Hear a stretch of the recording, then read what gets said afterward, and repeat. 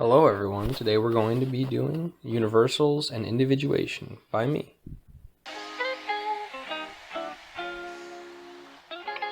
First, some sources. These arguments that I've got here are taken from a wide variety of sources, from Abelard, Aquinas, Scotus, Ockham, Suarez, and Plato? No, I don't like Plato. You gross. Okay, first, whether universals have any kind of existence. Arguments for.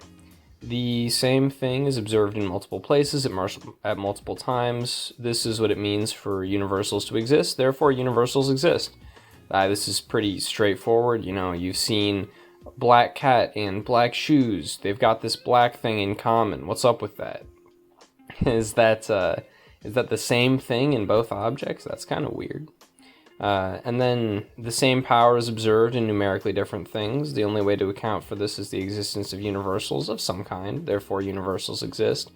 This is similar, but it has to do with the powers and effects you see things exhibit, like water always boils at such and such a temperature, at such and such an elevation, or humans always abstract universals or abstract forms when they understand things. Clarification. These arguments only establish that there is some kind of universality. It doesn't determine between different theories of individuation. It also doesn't determine between different theories of universality. Whether everything that exists is singular. Literally everyone against vague Platonism. This is an argument that can be found as far back as Boethius through Abelard, and also in Suarez. If humanity is universal, then it is either one in both Peter and Paul, or two, it is entirely distinct from them.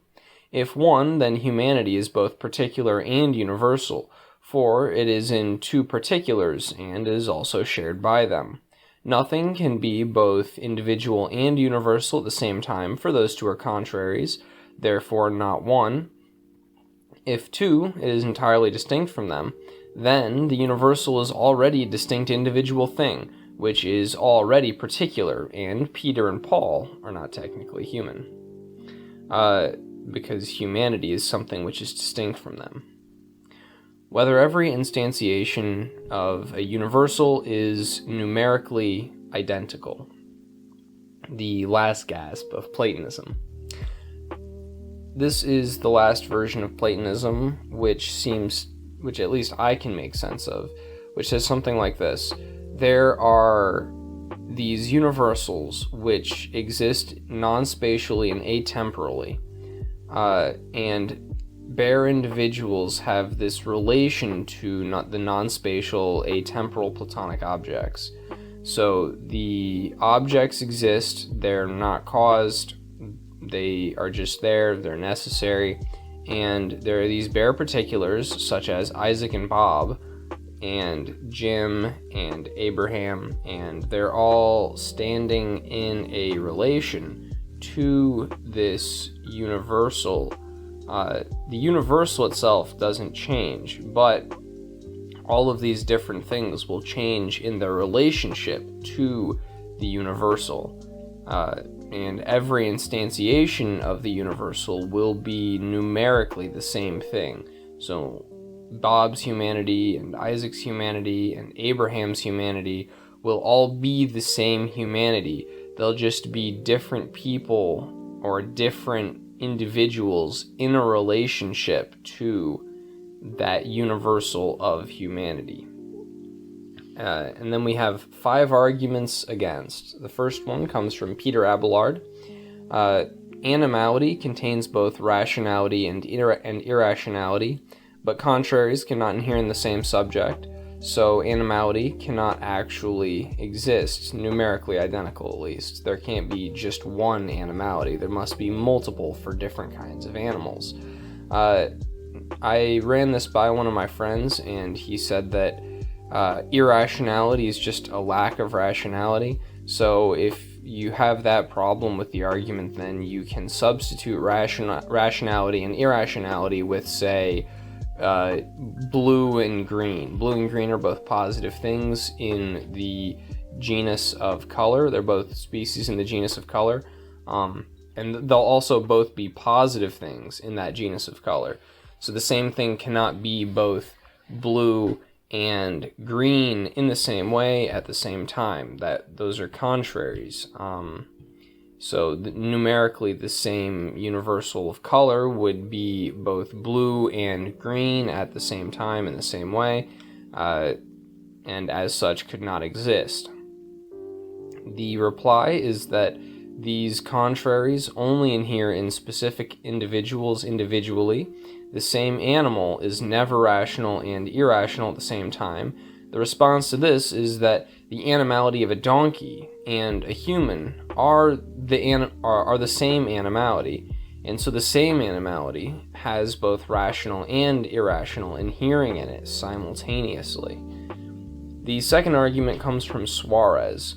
If this view of universals being separate from particulars, where particulars have a exemplification relationship to the universals, where they stand in relation to the universal, then being a human isn't an intrinsic property to Peter and Paul.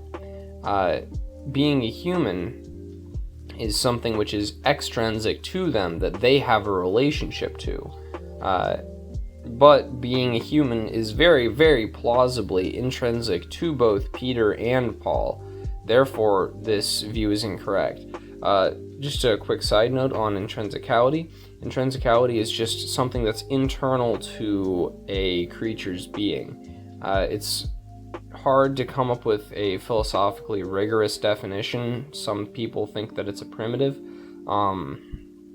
It's just something which is internal to you. And if universals are abstract and apart from you, then they are extrinsic to you. They're just something you have a relationship to. But very plausibly, both Peter and Paul are humans. They're not just in a relationship to humanity. Argument 3 from William of Ockham. This is an argument that's based off of theology rather than philosophy. It comes from his Summa Logicae. If universals are numerically identical across instantiations, then a part of Christ is in hell with Judas, but no part of Christ is in hell with Judas. Therefore, universals are not numerically identical across instantiations. This is to say that Christ and Judas share humanity, but if that's true, then part of Christ is in hell. Part of Christ isn't in hell, so they don't share the exact same object as their humanity. Argument 4 from Aquinas. This is actually derived from Aquinas' thought against this specific position. This isn't an argument that Aquinas has ever actually run, but it fits in with his overall set of beliefs. If a kind of Platonism is true, then there is not a unity of substantial forms. But there is a unity of substantial forms, therefore this kind of Platonism is not true. So think about humans and donkeys. Humans have a simple soul, or a simple immaterial soul at the very least. Their soul has a will and an intellect, it's got a corporal element to it, many other things, while animals have a slightly different kind of intellect. They share some universals, but they don't share others. They don't have a rational soul, so that part of them is separate. Now, because the human soul is simple, the animal soul, and the animal soul is simple, they're all one object, but there's something which one of them has, which the other one doesn't have. So there must be this separate universal which is shared by one and not by another. So either their souls are not simple, but they are, or the Platonic object doesn't exist, because two objects which have a different set of properties cannot be numerically identical. And then argument 5, adapted by me, from the arguments for the unicity of God. I've advanced these in another video. There's an expanded version of them there, but these are arguments that there can only be one necessary being. If there were multiple necessary beings, they would have to have a common property of self-existence and some property that individuated them. Their existence could either be explained by their common feature or by their individuating property.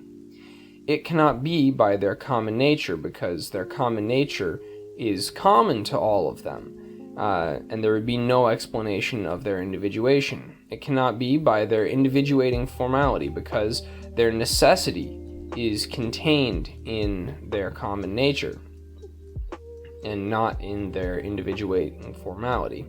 Therefore, it cannot be either A or B, therefore there are not multiple necessary beings, and because the stripe of Platonism takes there to be an infinite number of necessary beings, the stripe of Platonism must be false.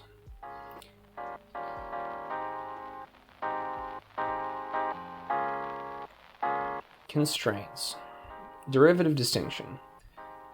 Now we've got a general idea of what we're going to be avoiding. We're going to put some constraints on the actual theory that we end up accepting. First, an explanation of derivative distinction. So we're going to be taking every universal to be something which is essentially singular, but only derivatively so. So you think of humanity in Bob and humanity in Jim.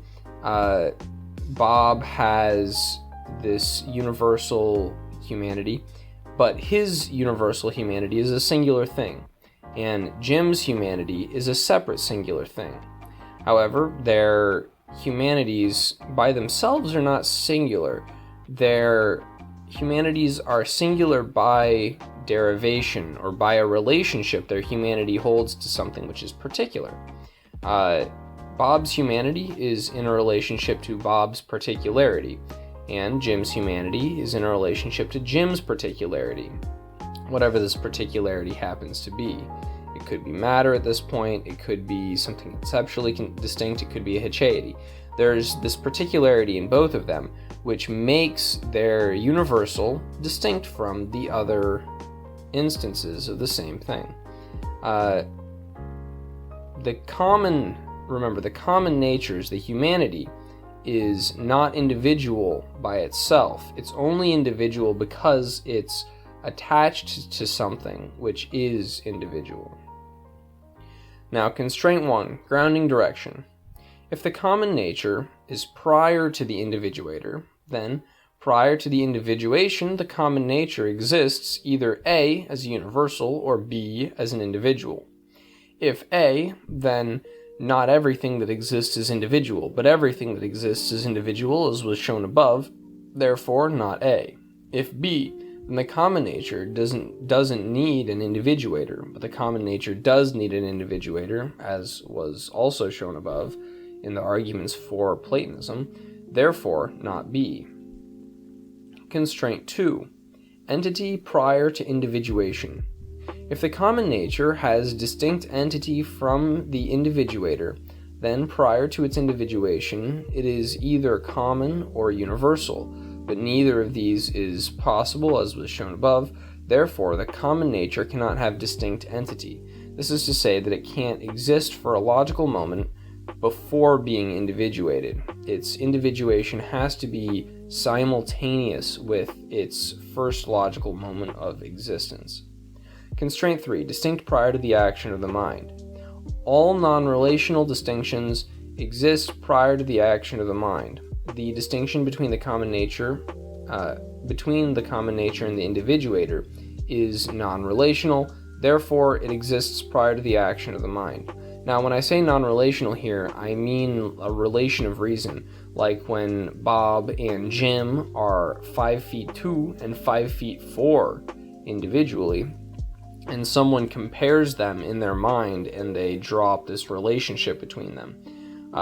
This is not about a real relationship. That when I say non-relational here, I mean not a relation of reason, something which is created by the mind. Constraint 4, essential property. If an essence is individuated, it is either individuated by an essential property or an accidental one. But if it is individuated by an accidental property, then constraints 1 and 2 would be violated. Therefore, essences must be individuated by essential properties. Constraint 5. The individuator is not the common nature. Any common nature which individuates another common nature is either A, singular of itself, or B, singular of another, derivatively. If A, then it is not a common nature.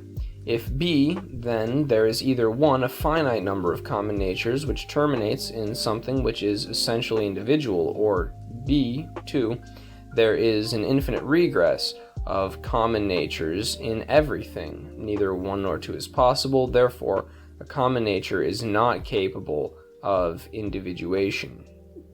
To motivate number 2 here real quick, the problem with 2 is that the conjunction of the infinite number of common natures which serve as individuators is not individuated.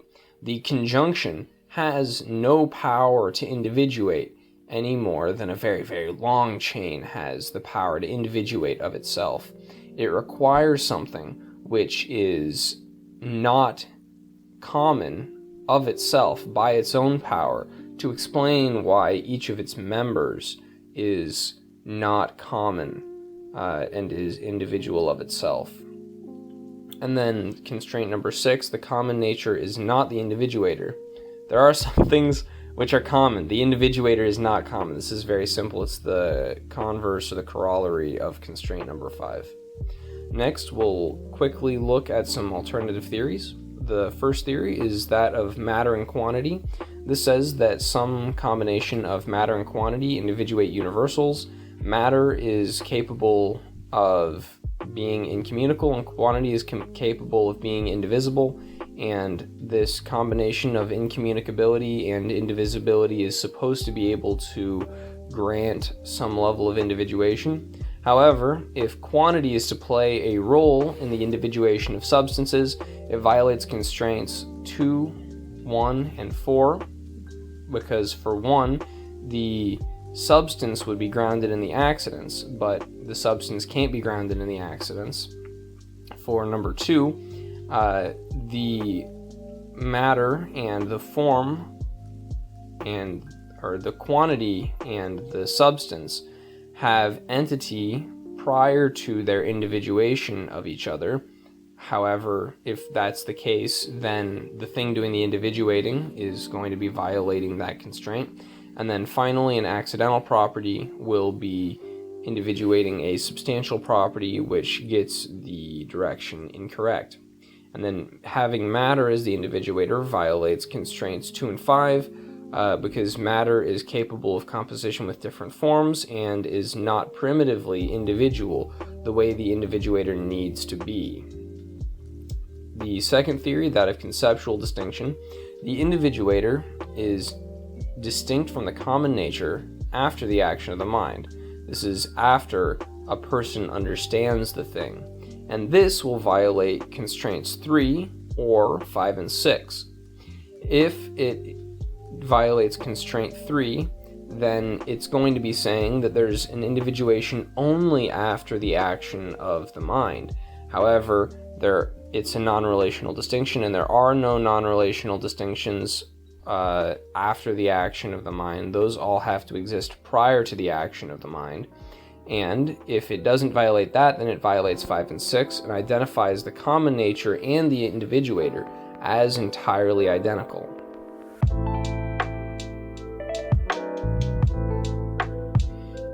Finally, the solution to the question, which is heteity or thisness. Heteity in every creature that has it is different.